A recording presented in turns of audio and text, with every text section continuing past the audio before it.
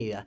¿Qué tal? Muy buenas noches. Es un gusto saludarlo y tenerlo aquí en Filosofía con Vocales. Te saludan Carlos Bukovac y Ariel Kil. ¿Cómo estás? Marcelo Gulo. Buenas noches a los dos. Buenas Quería noches. pedir que por favor me suban un poquito el retorno. Dale, ahí el operador te da Ahí el está. correspondiente retorno. Bienvenido, Bueno, Marcelo. Marcelo, vamos a charlar un poco. Con todo gusto. Sé que vos estás acostumbrado a desarrollarte mucho más en tus ideas, pero bueno, estamos en la radio y trataremos de ir al grano. Estamos desarrollando hace ya 2 programas la idea del poder. Y vamos a empezar charlando acerca de vos que hace rato que lo venís estudiando, ¿no? Al poder, a los políticos.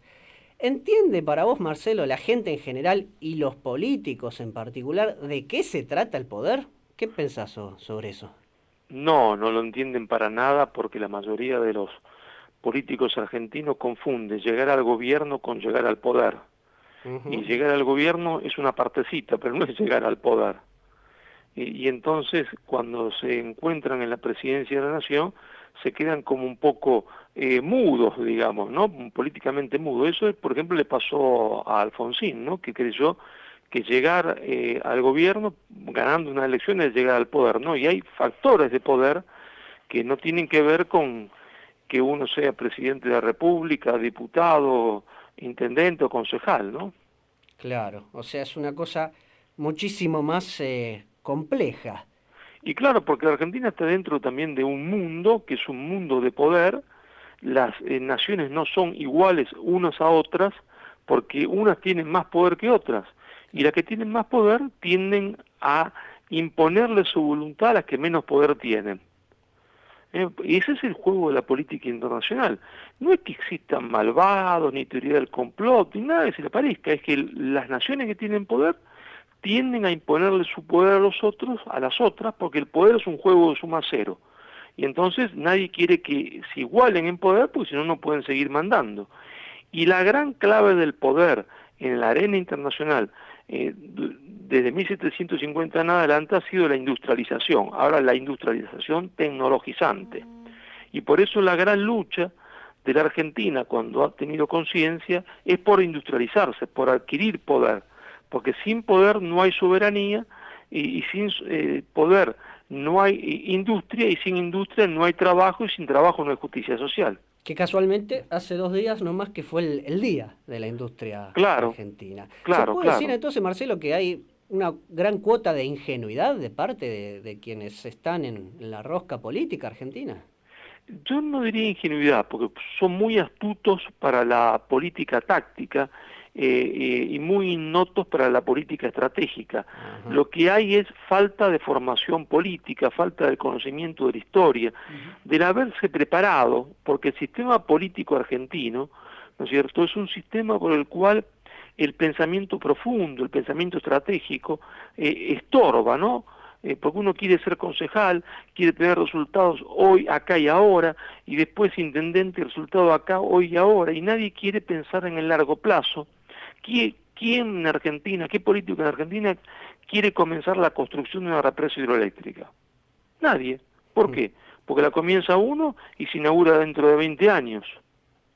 Qué bárbaro, mirá. Entonces falta ese pensamiento estratégico y falta, por supuesto, esa gran palabra ausente del vocabulario argentino en los políticos, que ya no se usa más ni se oye más, que es pensar en el bien común. Claro. Objeto de la política, claro. Claro, pero eso ya no existe más en Claro. Argentina. Pensar en el bien común en los políticos argentinos es una cosa utópica, digamos, ¿no? Claro. Pensar que ellos piensan en el bien común. Sí, sí. Marcelo, ¿cómo ves que se enseña y estudia el poder en la Argentina y en otros lugares? ¿Qué opinión te merece ese tema? Pésimo, no se estudia. Claro. Porque yo desafío a cualquiera que me diga qué estudian hoy los licenciados en Ciencias Económicas en la Universidad Nacional de Rosario. Estudian ideología, pero ¿qué estudian estudiantes de Ciencia Política en la Universidad Nacional de Rosario? Ideología, pero no estudian cómo Inglaterra construyó su poder nacional, concretamente, no las ideas, Ajá. entonces, sino los hechos concretos, históricos que permitieron que Gran Bretaña se transformara en una potencia industrial. No se estudia cómo Estados Unidos se convirtió en una potencia. Claro. Los hechos concretos, Claro. las medidas geopolíticas, las medidas económicas, no la discusión teórica. Tampoco se estudia cómo construyó su poder nacional Alemania, cómo lo hizo Japón, cómo más recientemente lo hizo Corea del Sur, siendo una península miserable, porque Corea del Sur tiene la superficie del Chaco, y en el año 1963 comían un huevo por familia por semana, de tan pobres que eran. Y hoy son una potencia industrial. Sí. Es impresionante, qué terrible. Marcelo, para un oyente que nos está escuchando a lo mejor y quisiera conocer, aprender acerca del poder, ¿qué autor vos considerás que podría tener acceso hoy de venta? ¿A qué autor Y bueno, queda mal decirlo, pero tengo que ser autorreferencial. No, ¿por qué mal? Y referirme a los 3 libros, a los 4 libros míos. Dale, Uno lo han nombrado ustedes. Dale. Y los otros son La insubordinación fundante, breve historia de la construcción del poder de las naciones, hecho por la editorial Biblos, lo presentamos en Rosario en el 2008, con Alberto Metol Ferré, ese gran pensador de la patria grande, y con el prólogo de Helio Jaguaribe, ese gran politólogo brasileño, ya fallecido los dos, por supuesto, eran hombres octogenarios. Y después Insubordinación y Desarrollo, las claves del éxito y el fracaso de las naciones, con el prólogo de Aldo Ferrer. Después viene La historia oculta, la lucha del pueblo argentino por su independencia del imperio inglés, y finalmente esto se cierra con Relaciones internacionales, una teoría crítica de la periferia sudamericana, donde yo continuamente lo que estoy reflexionando es sobre el poder, el sentido del poder, y una reflexión de cómo construir poder para cambiar la historia de la Argentina, porque nosotros tenemos que saber que nosotros, teniéndolo todo, no somos nada. Si a nosotros nos sobran recursos para construir un país para todos. Lo que no ha faltado es, por una parte, patriotismo, por otra parte, valores morales suficientes, pero por otra parte, formación histórica de nuestra clase dirigente. Así es. Es bien claro eso, sí. Debo hacer una autocrítica, estaba muy concentrado en presentarlo a Marcelo con esos bonitos versos y olvidé de leer un poquito su currículum. Claro. Le recordamos a la audiencia, estamos hablando con el doctor Marcelo Bulo, doctor en Ciencia Política por la Universidad del Salvador, graduado en Estudios Internacionales por la Escuela Diplomática de Madrid, diploma de Estudios Superiores en Relaciones Internacionales, especialización en Historia y Política. En fin, estaríamos largas horas leyendo su currículum, pero un catedrático de lujo de nuestra ciudad. Marcelo, continuando con la charla. Generalmente cuando hablamos de poder solemos pensar en aquel que tiene más fuerza y eso nos lleva quizás a la idea de armamento. Pero sin embargo es mucho más compleja la cuestión, o puede llegar a serlo. En ese sentido, entonces, ¿hay distintos tipos de poder y distintas formas de usarlo, Marcelo? Sí, claro, hay un poder militar, ¿no es cierto? Hay un poder económico, pero también hay un poder sobre el cual no se reflexiona nunca, que es el poder cultural, el poder de las ideas, ¿no es cierto? Claro. Que es muy importante, Carlos, muy importante, porque nosotros en Argentina no hemos sido subordinados por el poder militar a una potencia extranjera, ni siquiera, diría yo, por el poder económico, sino por lo que yo denomino la subordinación ideológica. ¿Qué es esto? Que el otro usa su poder cultural, su aparato cultural, para predicarle a los otros una idea que es incorrecta. Es como si yo no quiero que la gente vaya a Buenos Aires y cambio el cartel. En vez de mandarlo por el Boulevard Oroño para salir a la autopista, ¿no es cierto?, los mando, se entiende, por calle Córdoba para salir, Eva Perón, calle Córdoba para salir por la autopista a Córdoba. Y eso es lo que hacen las grandes potencias. Dicen que se desarrollaron de una manera, pero en realidad se desarrollaron de otra. Y entonces, de esta manera, utilizan este poder cultural para hacer que los otros hagan lo que ellos quieren que hagan sin necesidad de que se los diga. Claro, y los argentinos sabemos mucho de eso, sobre todo con quienes han escrito los libros, la historia, y bueno, hoy en día con los medios de comunicación. Pensar que nuestra historia es una historia de desencuentros, justamente. Tenemos que ir para Buenos Aires y agarramos para Córdoba, o al revés, ¿no? Claro, claro. Sí. Marcelo, las naciones en general y, bueno, Argentina en particular, ¿no? Si quieren construir poder, se entiende, un poder sano, ¿qué deben hacer para lograrlo? ¿Por dónde se empieza? Bueno, se empieza, ¿no es cierto?, en el caso argentino, que es un caso muy particular, por contarle a los argentinos de una vez por siempre cuál es la verdadera historia de Argentina, porque la historia de Argentina ha sido falsificada, claro, para que no sepamos cómo se construye verdaderamente el poder de una nación.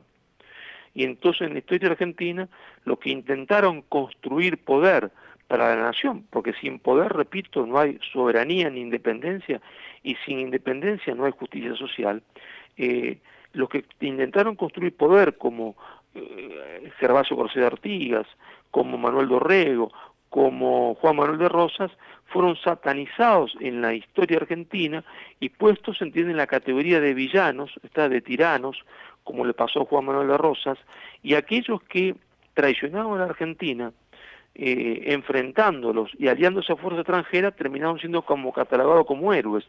Entonces, la primera cosa que tenemos que hacer nosotros es terminar con la gran falsificación de la historia argentina, que es lo que nos ha impedido ver cómo han construido poder las otras naciones y cómo nos han impedido a nosotros construir poder. La segunda cosa, cuando uno tiene la mente ya en claro, es ponerse a los hechos, a las cosas, como decía Ortega y Gasset, argentino a las cosas, y por lo tanto comenzar un proceso de reindustrialización de la Argentina, que por supuesto no será para producir bicicleta, porque no podremos producirla nunca más, dada la escala de producción que tiene China, pero sí por una industria tecnologizante, que nos permita trabajo para todos los argentinos, porque no hay ejemplo en el mundo de un país que haya llegado al desarrollo, ¿está? Y el subdesarrollo es la fuente de la impotencia, es decir, lo contrario al poder, que haya llegado al desarrollo sin industrialización. No existe ninguno, ni Suiza, ni Francia, ni Inglaterra, ni Australia, ni Canadá, ningún país en el mundo. Entonces, librado de la subordinación ideológica, de la falsificación de la historia, comenzar el camino de la construcción del poder nacional a través de la industrialización y a través de la inversión, se entiende después, en ciencia, tecnología y educación. Siempre teniendo en mente que hay nuevas ideologías de subordinación que inhiben la construcción del poder nacional, y esas nuevas ideologías de subordinación son el neoliberalismo y el progresismo. El neoliberalismo, porque a través de la prédica del libre comercio inhibe el desarrollo industrial, y el progresismo, porque instaurando la relatividad absoluta de los valores, la idea de la no existencia del absoluto, ¿está?, entonces nos lleva a un nihilismo, porque si la verdad no existe, si solo hay posverdad, si no hay historia y no hay relato, y solo relato, entonces ¿para qué yo me voy a sacrificar para construir el destino de una nación, ¿no es cierto? Claro. Exacto, con algo tiene que ver el nombre de nuestro programa, ¿no? Un guiño que le hicimos. Filosofía con vocales. Vocales, haciendo ahí alguna referencia. Y en ese sentido, ¿qué importancia tiene la detección de por un lado aliados y por otro lado detectar enemigos, Marcelo? Bueno, es fundamental, porque uno se entiende en la política internacional, que es la real política, tiene que saber con quién puede tener algunos puntos de coincidencia y con quién no tiene puntos de coincidencia, y lamentablemente debe resistirse, entiende, o enfrentarlo, porque ese es el juego de la política. Si uno se equivoca en este juego de encontrar amigos y detectar enemigos, o de encontrar aliados y de detectar posibles rivales, está muerto, está frito, ¿no es cierto? Que es lo que le pasa a la Argentina hoy cuando el gobierno se empecina en una alianza con China, en la cual es el final de la Argentina, porque lo que se está hablando de firmar con China es una especie de libre comercio, aunque no se diga esto, aunque no sea formalmente escrito, que va a terminar de arrasar a la poca industria que nos queda, y repito, sin industria no hay ninguna posibilidad de darle trabajo a 40 millones de argentinos. ¿Y para qué hacen esto? Para convertirnos en el chiquero de China, en productores de cerdos para China, que no es que esté mal producir cerdo, porque nosotros tenemos que producir cerdo, vacas, limones, manzanas, y cuanto más agricultura y ganadería mejor. Pero esa forma de producir cerdo, China la traslada a Argentina porque es una forma industrial de producir cerdo, como si fuesen automóviles, ¿no es cierto?, hacinados unos a otros, que ya ha provocado tanto daño a la salud de los chinos allá, que dijeron, bueno, encontremos a unos tontos en el mundo que quieran hacerse cargo de este negocio. Y ahí aparecimos nosotros, ¿no? Qué triste, Sí, qué realmente. difícil. Hay una pregunta que quería hacerte especialmente en estos tiempos que estamos viviendo, ¿no? De pandemia, de cuarentena, y también porque, lo decíamos con el columnista que tuvimos al principio, es la era de la información, parece que uno tiene todo al alcance, y aparecen teorías de todo tipo. ¿Cuál es tu opinión sobre el habitualmente llamado poder oculto, relacionado con teorías conspirativas? ¿Es un mito? ¿Crees que está No, mira, sobredimensionado? ¿O al lo, contrario existe y no, lo ignoramos? que los ¿Cómo lo poderes ves? no son ocultos, es decir, están ahí, al alcance de la vista de todo el mundo. Es decir, el hoy lo sabemos porque todos los años este informe se realiza en Suiza, en la Universidad de Zúrich. El 60% de la economía mundial, el 60%, repito, ¿no?, está en manos de 600 compañías multinacionales. 600 compañías multinacionales controlan el 60% de lo que se produce en el planeta Tierra. De esas 600 compañías multinacionales, 200 son bancos. Entonces el poder no es oculto, está ahí. Nosotros sabemos quiénes son los dueños reales del poder en el mundo, ¿verdad?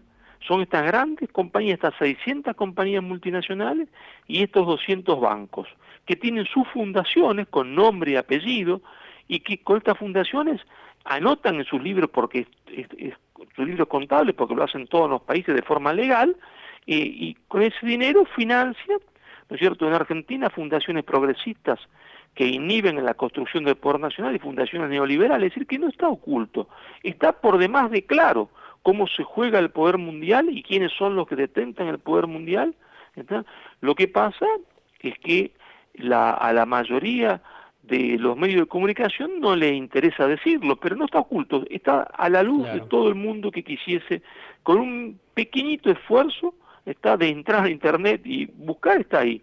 Yo en mi libro, el último, Relaciones Internacionales, una teoría crítica de la periferia sudamericana, le doy el marco teórico a la gente para que pueda entender con ese marco teórico el poder, y esto que no es oculto, sino que es real y concreto. Están las fundaciones, están los institutos que los bancos subvencionan, está el nombre de los bancos, los dueños de los nombres de los bancos, todo está. Como nunca estuvo tanto a la luz esto. O sea que lo que para quienes investigaban en décadas o hasta siglos anteriores a las famosas logias hoy ni siquiera hacen falta. No, porque lo que pasa es que estando tan visible nadie lo ve. Es como el cuento ese del rey está desnudo, ¿no? Sí, sí. Que todo el mundo veía que estaba desnudo, pero nadie lo decía. Exacto, es verdad. Bueno, vamos llegando al final y también estamos obligados a preguntarte por algo particular. Nos hemos enterado hace poco que tomaste la decisión de no solo estudiar y analizar al poder y a la política, sino involucrarte y participar activamente en ella. Si querés contarnos un poco las razones que te han llevado a esa decisión. Bueno, la razón es muy sencilla. No puede haber divorcio alguno entre el pensamiento y la acción, ¿no? Y hay un momento determinado que el pensamiento debe pasar a la acción, sobre todo, ¿no es cierto?, en momentos como vive la Argentina, que repito, nosotros teniéndolo todo no somos nada. Teniéndolo todo, todos los recursos naturales disponibles que puede desear una nación en la historia y en el mundo, tenemos el 50% de los argentinos sumidos en la pobreza. No solo la pobreza material, sino la pobreza espiritual, la pobreza del espíritu, la destrucción de nuestra cultura. Y yo creo que hay que tener hoy un compromiso para tratar de revertir en la medida que uno pueda, y siempre librado a la providencia, ¿no es cierto?, todo el esfuerzo que uno haga, tratar de revertir este proceso que nos conduce al final de la Argentina, ¿no? Porque yo les digo, miren, si nosotros partimos desde el año 1974, había 1.92% de desocupación en Argentina y prácticamente cero de pobreza.